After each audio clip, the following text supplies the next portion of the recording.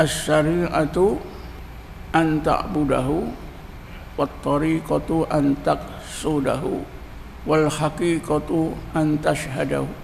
Kalau kita dapat menjalani apa yang disebutkan oleh Syekh Zarruq ni, insya-Allah sifat kehambaan kita kepada Allah sempurna, pergantungan hati kita kepada Allah juga jadi sempurna. Inilah yang disebut ketakwaan, dan tawakal kita akan jadi sempurna.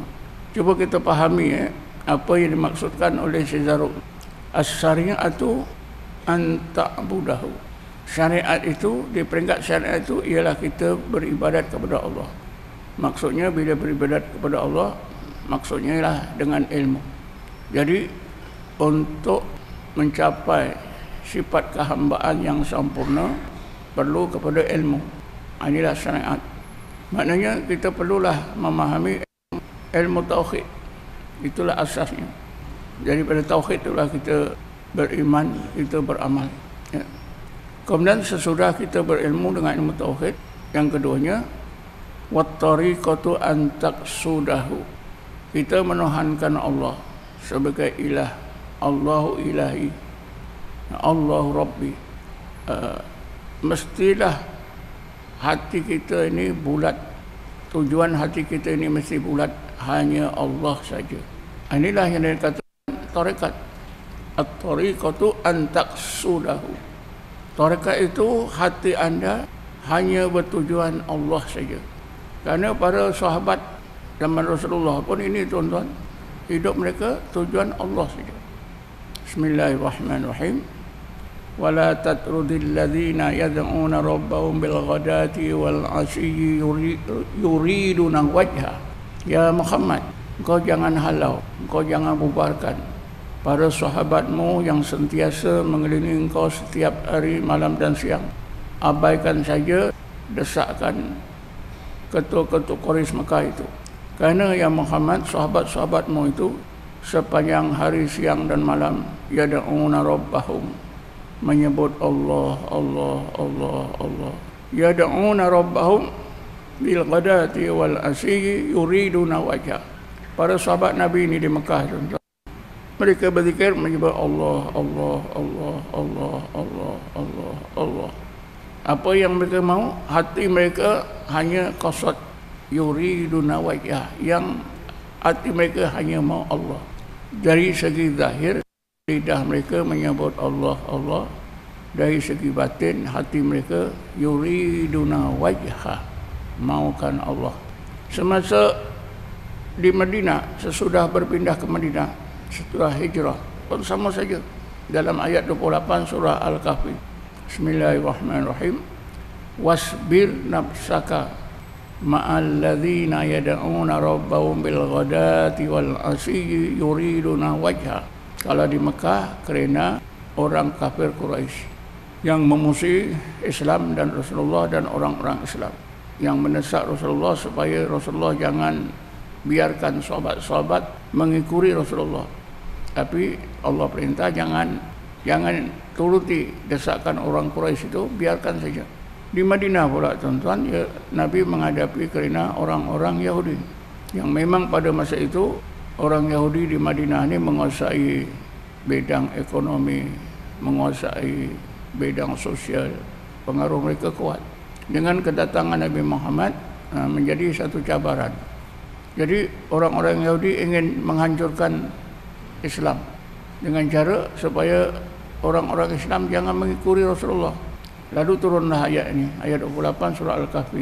Wasbir nafsaka ma'al ladzina yad'una rabbahum bil ghadati wal asyi yuriduna wajha. Ya Muhammad, engkau sabarkan saja hatimu terus bersama sahabat-sahabatmu. Engkau abaikan saja desakan orang-orang Yahudi.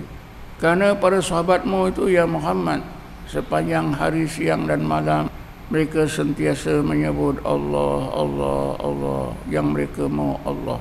Inilah tuan-tuan, latar belakang yang jelas ya. Para sahabat Nabi di Mekah dan Madinah, hati mereka mau Allah. Lidah mereka menyebut Allah, hati mereka mau Allah. Inilah wat tariqatu an taqsudahu. Tarekat itu hati seorang itu mesti bulat tujuan hidup hanyalah Allah.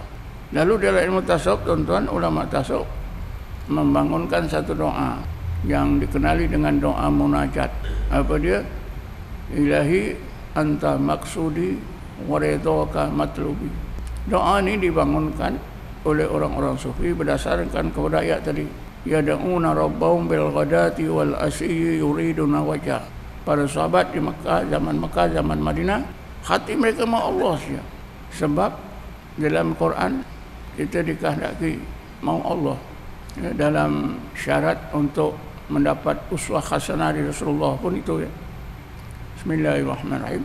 Laqad kana lakum fi Rasulillahi uswatun hasanatun liman kana yarjullah. Kita dapat uswah hasanah Rasulullah dengan syarat yang pertama, hati kita mau Allah. Sebab itulah para sahabat zaman Mekah, zaman Madinah, mereka mau Allah saja. Ya.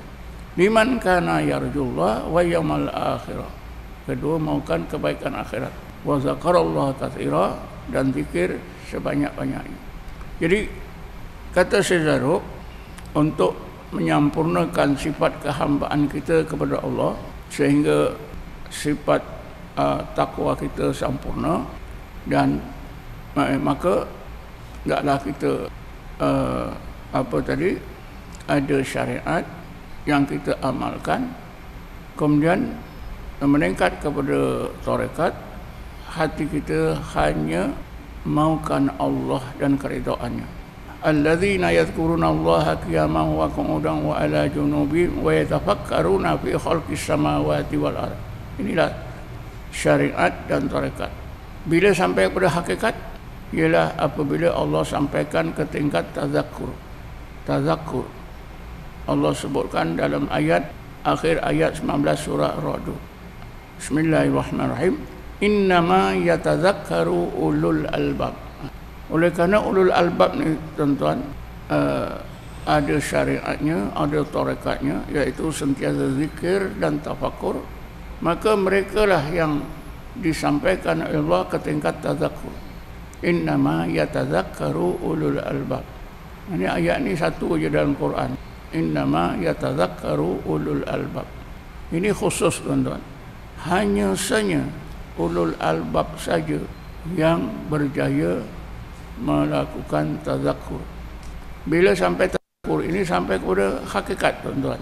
Yang Syekh Zarruq kata, as-syari'atu an ta'budahu wal tariqatu an taqsudahu wal haqiqatu an tashhadahu. Jadi apabila sampai kepada tingkat tazakkur, maka ketika itulah kurniakan apa yang namakan peningkatan ilmu kepada makrifah.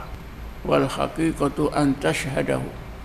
Jadi betul cara atau kaedah yang diajarkan oleh ulama tasawuf untuk menyempurnakan sifat kehambaan kita kepada Allah ialah dengan syariat, tarekat, hakikat dan makrifah.